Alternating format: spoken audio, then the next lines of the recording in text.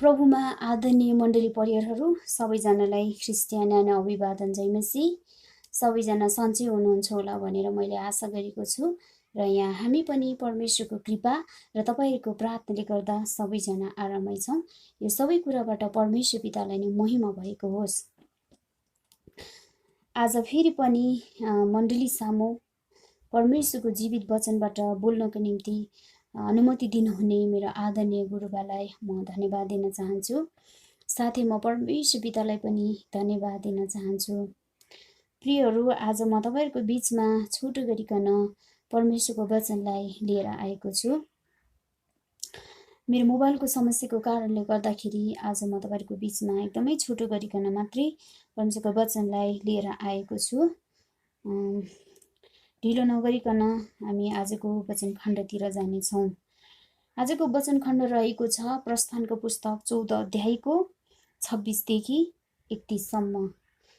हामी सबैजनाको लागि यो पढिदिनेछु। तब परमप्रभुले मूसालाई भन्नुभयो, तेरो हात समुद्रमाथि पसार र मिश्रीहरू र उनीहरूका रथहरू र घोडाचढीहरूमाथि त्यो पानी फेरि बढेर आओस्। मूसाले आफ्नो हात समुद्रमाथि पसारे र बिहान उज्यालो हुँदा समुद्र फेरि फर्केर आफ्नो ठाउँमा आयो। मिश्रीहरू त्यसको विपरीत दिशातिर भाग्न लागे, तर परमप्रभुले मिश्रीहरूलाई समुद्रमै फ्याँकिदिनु भयो। पानी फर्केर आयो र रथहरू घोडाचढीहरू अर्थात् इजरायलका पछि पछि आएका फारोका जम्मै सेनालाई छोप्यो र उनीहरूमध्ये एउटै पनि बाँचेन। तर इजरायलीहरू चाहिँ समुद्रको बीचबाट ओबानो जमिनमा हिँडेर गए। पानी चाहिँ तिनीहरूका दाहिने र देब्रेतिर पलखाल भयो। त्यस दिन परमप्रभुले इजरायलीहरूलाई मिश्रीहरूका हातबाट बचाउनु भयो र इजरायलीहरूले तिनी मिश्रीहरूलाई समुद्रको किनारमा मरेर लडिरहेको देखे। परमप्रभुले मिश्रीहरूमाथि गर्नुभएको त्यो ठुलो काम जब इजरायलीहरूले देखे, तब तिनीहरूले परमप्रभुको भय माने र परमप्रभु र उहाँका दास मूसामाथि विश्वास गरे। परमेश्वरको वचन पढाइबाट हामी सबैजनालाई आशिष मिलेको होस्। प्रियहरू, साँच्चै नै तपाईँ र हामी सबैजनालाई थाहा छ इजरायलीहरूको इतिहासको कथाको बारेमा। प्रियहरू, इजरायलीहरूको कथा भन्दै गर्दाखेरि हामीले भुल्नै नहुने कुरा चाहिँ के छ भने इजरायलीहरूको कथा चाहिँ यो कुनै पनि दन्त्य कथा होइन र इजरायलीहरूको कथा चाहिँ इजरायलीहरूको घटना चाहिँ यो कुनै हाम्रो नानीहरूलाई भुलाउनको निम्ति सुनाउने गरेको यो बनावटी एकादेशको कथा पनि होइन र इजरायलीहरूको घटना चाहिँ यो कुनै पनि गाउँखाने कथा पनि होइन। तर इजरायलीहरूको घटना चाहिँ यो एक वास्तविक घटना हो। इजरायलीहरूको घटना चाहिँ यो एक महत्त्वपूर्ण घटना हो र इजरायलीहरूको घटना चाहिँ यो एक शक्तिशाली घटना हो। किनभने यो घटनामा हामी हेऱ्यौँ भने यो घटनामा चाहिँ परमेश्वरको शक्तिशाली कार्यहरूको बारेमा तपाईँ र हामीले धेरै कुराहरू देख्न पाउँदछौँ। तपाईँ र हामी सबैजनालाई थाहा छ इजरायलीहरू चाहिँ 400 वर्षको लामो दासत्वको जीवन मिश्र देशमा राजा फारोको अधीनमा बिताइरहेको थियो। तर जब इजरायलीहरूले परमेश्वरमा बिन्ती गरे, परमप्रभु परमेश्वरले चाहिँ उनीहरूको बिन्तीलाई सुन्नुभयो। परमप्रभु परमेश्वरले चाहिँ इजरायलीहरूको दुःख अरू बढी देख्न सक्नु भएन।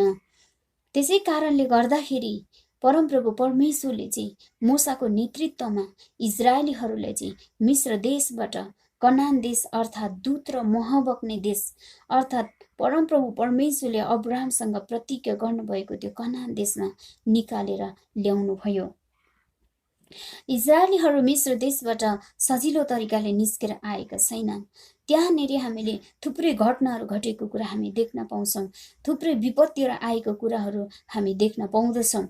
त्यस पश्चात इजरायलीहरू चाहिँ मिश्र देशबाट कनानको यात्रालाई सुरु गर्दछ। प्रियहरू, जब इजरायलीहरू चाहिँ मिश्र देशबाट मूसाको नेतृत्वमा निस्केर कनानको यात्रालाई सुरु गर्दछ, हामीले प्रस्थान 14 अध्यायमा आएर हेर्दाखेरि हामी के पाउँछौँ भने इजरायलीहरूले कनानको यात्रालाई जब सुरु गर्छ, केही समय नबित्दै उनीहरू चाहिँ लाल समुद्रको किनारमा आइपुग्दछ। जब इजरायलीहरू चाहिँ लाल समुद्रको किनारमा आइपुग्दछ, इजरायलीहरू चाहिँ एक प्रकारको डरहरू छाउँदछ।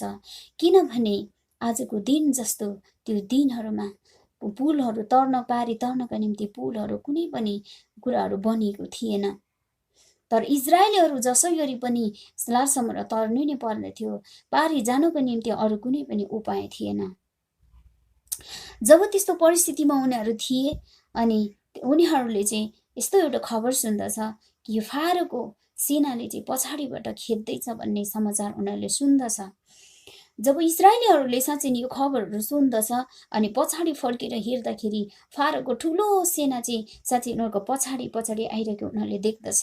जब यो कुराहरू हुँदछ अनि 6 लाखभन्दा बढी इजरायलीहरू थिए, ती सबै भिडले चाहिँ मोसासित गनगन गरेको कुरा हामी देख्दछौँ। उनीहरूले भन्दछ, हामीलाई यो मरुभूमि मार्नको निम्ति किन ल्याउनु भयो? हामीले यस मरुभूमिमा मर्नु भन्दा त मिश्रीहरूको सेवा गर्नु नै हाम्रो लागि असल हुने थियो। जब उनीहरूले यो भन्दछ, मोसाले चाहिँ भिडलाई यसो भनेर सान्त्वना दिएको कुरा हामी देख्दछौँ। नडराउनुहोस्, नअत्तालिनुहोस्, स्थिर बस्नुहोस्।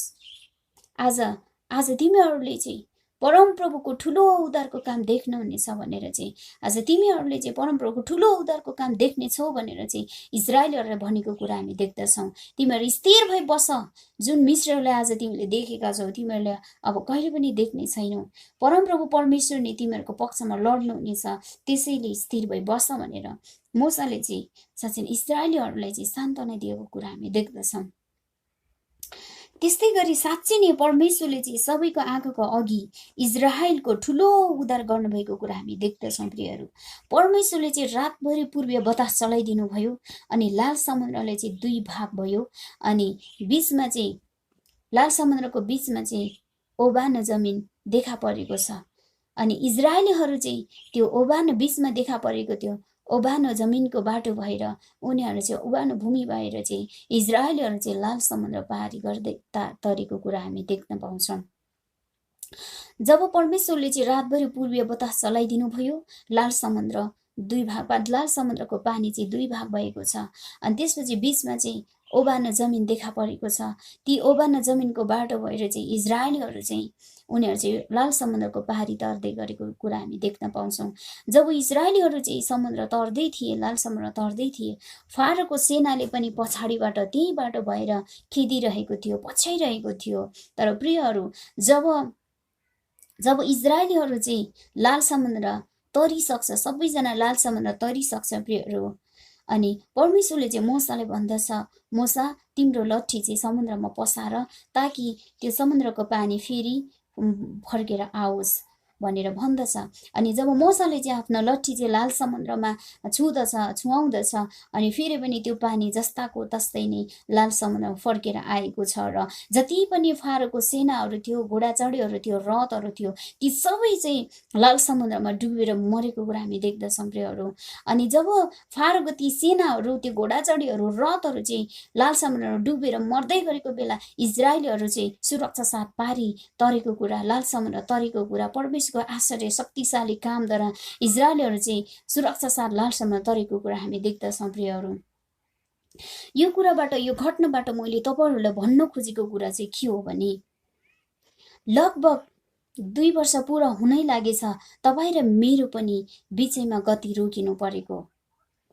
सायद यो 2 वर्ष भित्रमा हामीले धेरै कुराहरू सोचेका थियौं होला, हामीले कति ठूला ठूला सपनाहरू बुनेका थियौं होला, हामीले कति ठूला ठूला योजनाहरू बनाएका थियौं होला, तर ती सबै कुरा चाहिँ आज आएर रोकिनु परेको छ र अकल्पनीय समयहरू हामीले सामना गर्नु परेको छ।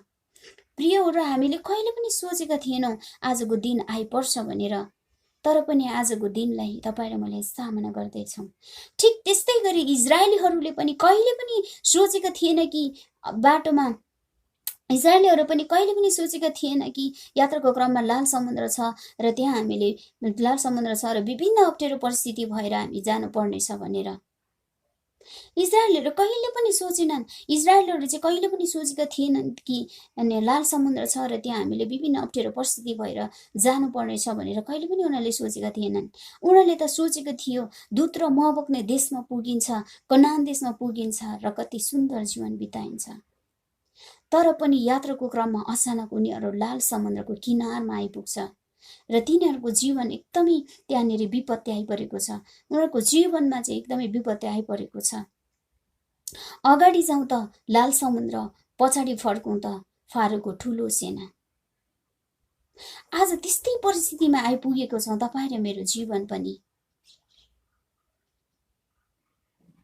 हामीले कहिले पनि सोचेका थिएनौँ कि कोरोना भाइरसको बारेमा। हामीले कहिले पनि कल्पना पनि गरेका थिएनौँ कि हजारौं हाम्रो सपनाहरूले रोकिएर आज यसरी लकडाउन भएर घरभित्रै बस्नुपर्छ भनेर। प्रियहरू, घरभित्रै बस्नु त हाम्रो लागि त्यति धेरै ठुलो समस्या थिएन, तर आज कतिजनाको जीवन यस्तो ठाउँमा छ जसरी इजरायलीहरू चाहिँ अगाडि जाउँ लाल समुद्र, पछाडि फर्कौँ त फारोको ठुलो सेना। त्यसरी नै आज कतिजनाको हाम्रो जीवन पनि अगाडि जाउँ त कोरोना भाइरस र लकडाउन, पछाडि फर्केर हेरौँ त ऋण र बेरोजगार। बीचमा हाम्रो जीवन एकदमै अप्ठ्यारो परिस्थिति भएर बाँचिरहेका छौँ। हामी अगाडि बढ्न पनि सक्दैनौँ। अगाडि जाउँ कोरोना भाइरस र लकडाउनले रोकिराखेको छ, पछाडि फर्केर हेरौँ त ऋण र बेरोजगारले खेदिरहेको छ। त्यसैले बीचमा चाहिँ हाम्रो जीवन एकदमै कठिन भएर बाँचिरहेका छौँ। कठिन परिस्थितिको सामना तपाईँ र मैले गर्नु परिरहेको छ। कतिजनाले यो वर्षभित्र मेरो ऋण तिरिसक्छु भनेर सोचेको थियो, तर अझ थपिएको छ होला। कतिजनाले यो वर्षभित्र म आफ्नो पढाइ सकाउँछु अनि जागिर खान्छु भनेको, तर बीचमै रोकिनु परेको छ होला। कतिजनाले यो वर्षभित्र म यति मेरो बिजनेस बढाउँछु अर्थात् यति पैसा कमाउँछु भनेको, तर बेरोजगार भएर बस्नु परेको छ होला।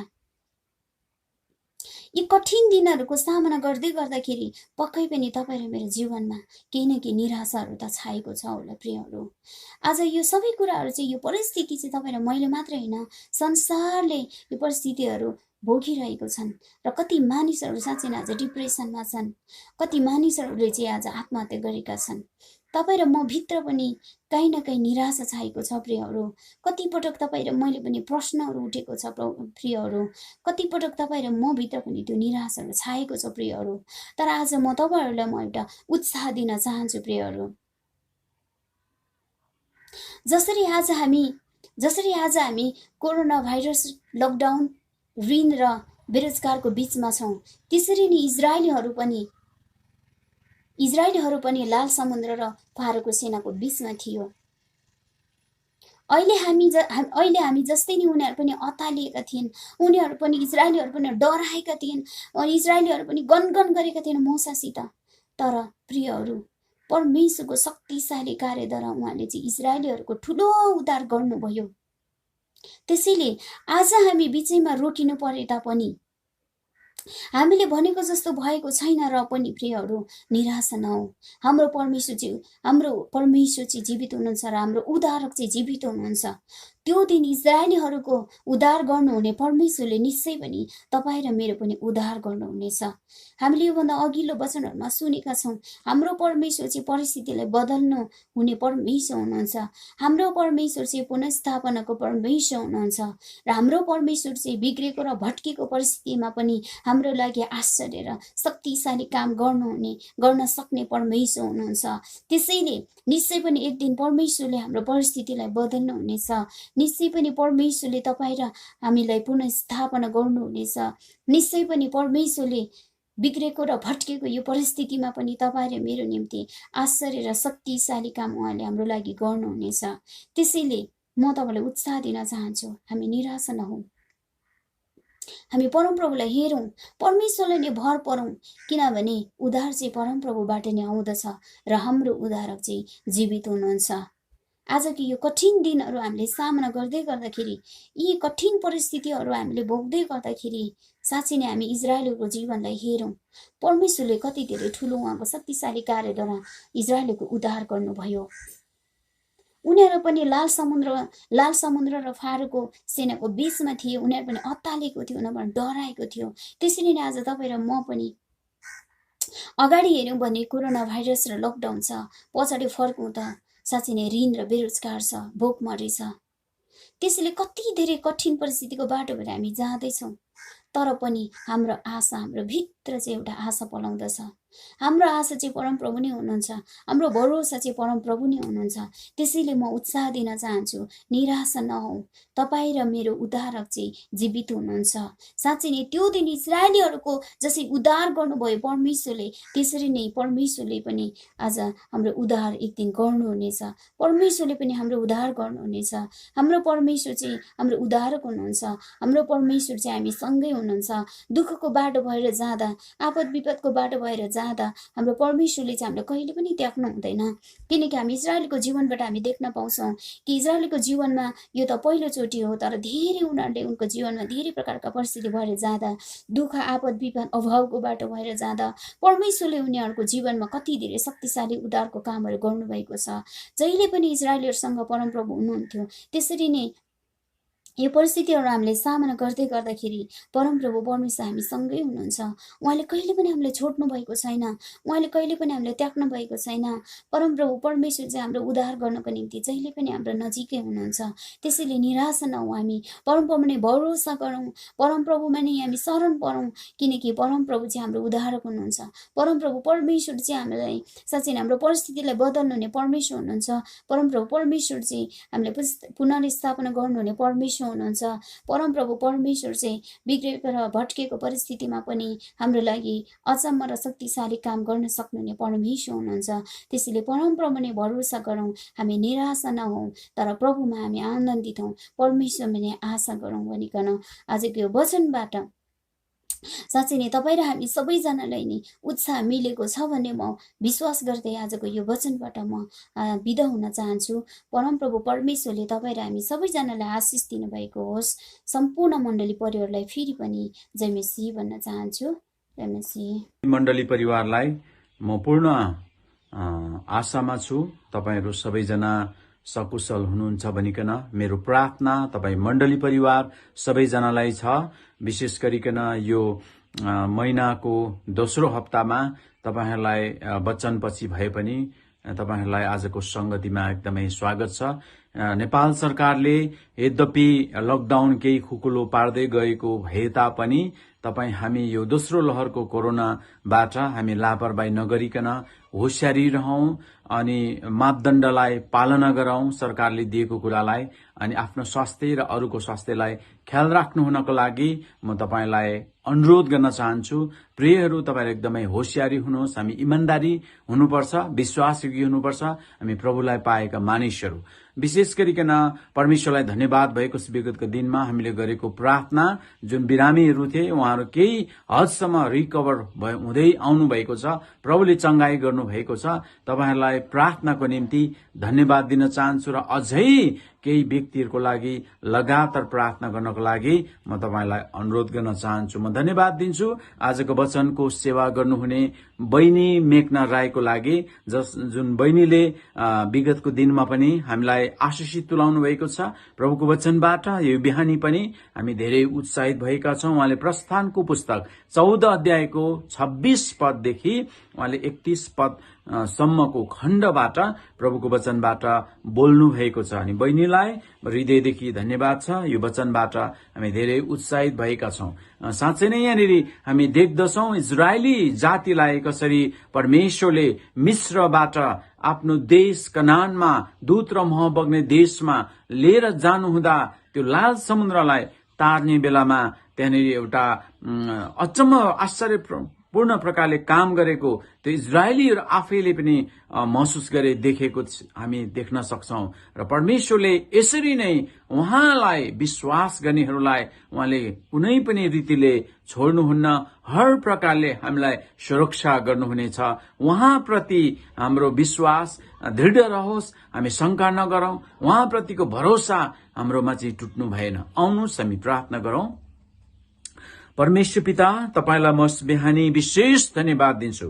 आजको वचनबाट हामी धेरै उत्साहित र आशिष भएका छौं। तपाईको छोरी मेघनाको लागि हामी तपाई प्रभुलाई धन्यवाद दिन्छौं। अनि आजको वचनबाट हामीहरू उत्साहित भएका छौं। जसरी तपाई परम प्रभुले इजरायलीहरू मिस्र देशमा दासत्व भएर अनि तपाई परमेश्वरले चुनिएका जातिहरू अपहेलित र घृणित भएर दासत्व भएर बसेको तपाई देख्न चाहनु भएन र तपाईले आफ्नो जातिलाई त्यो देशबाट देशबाट तपाईले छुटकारा दिएर प्रभु त्यो देशबाट छुटाइकन मोसा तपाईको दासको नेतृत्वमा तपाई परम प्रभुले 40 वर्षको यात्रामा अनि दूत र मह बग्ने देशमा कनानमा तपाईले लिएर जाँदै गर्नुहुँदा ती इजरायलीहरूले बीचमा धेरै तपाईलाई अविश्वास गरे, गनगन गरे र तपाई परमेश्वरको आश्चर्य कर्मलाई विश्वास गरेनन्, शंका गरिराखेका थिए। र हामी देख्दछौं जब मोसाले त्यो लाल समुद्रको बीचमा आउँदा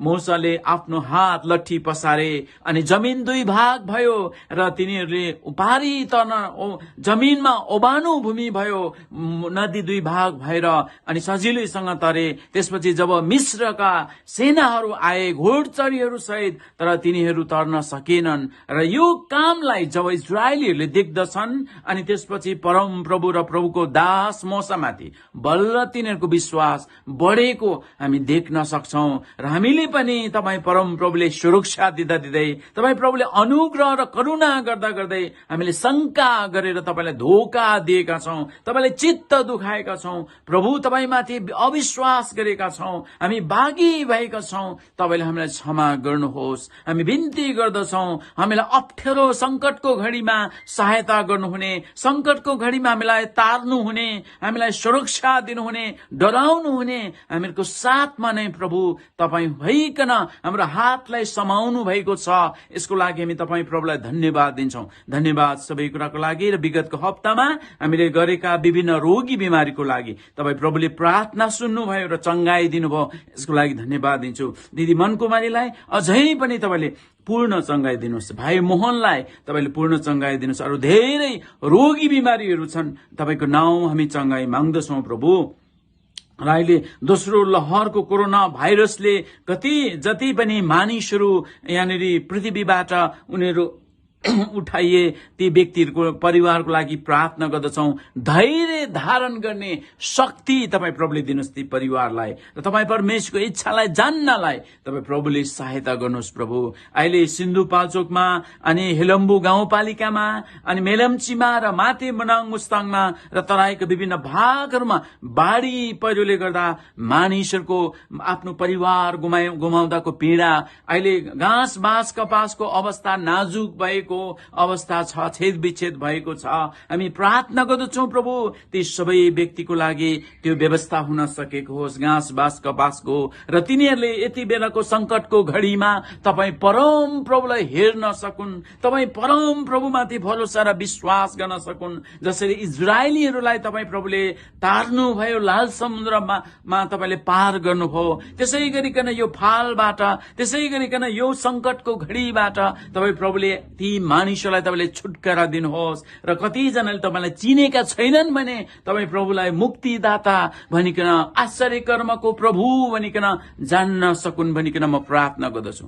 धन्यवाद दिन्छु तपाईलाई सबै कुराको निम्ति। देश विदेशमा एक दाजुभाइ दिदी बहिनीहरूलाई तपाई प्रभुको सुरक्षा र अनुग्रह दिनुहोस्। मण्डलीका विश्वासीहरू सबैजनालाई तपाई प्रभुको हातमा राख्दछु। आजको वचनबाट तपाईं प्रभुको महिमा भएको होस् र हामी सबैजना वचन अनुसार जिउनलाई तपाईं परमेश्वरले नै हामीलाई सहायता गर्नुहोस् भन्दै सबै बिन्ती प्रार्थना म चढाउँदछु। मण्डली परिवारमा तपाईहरूको लागि आशिषको प्रार्थना गर्नेछु। परम प्रभुले तपाईहरूलाई आशिष दिउन् र तपाईहरूलाई रक्षा गरून्। परम प्रभुले आफ्नो मुख तपाईहरूमाथि चम्काउन् र तपाईहरूलाई अनुग्रह गरून्। परम प्रभुले आफ्नो चेहरा तपाईहरुमाथि प्रकाश गरून् र तपाईलाई शान्ति दिउन्। अन्तमा परमेश्वर पिताको प्रेम, ख्रीष्ट येशूको अनुग्रह, पवित्र आत्माको संगति र सहभागिता उहाँ नाउन्जेल हामी सबैजना माथि एकै नासको भई रहन्। आमेन। सबैजनालाई जय मसीह। प्रभुले आशिष दिनुभएको छ।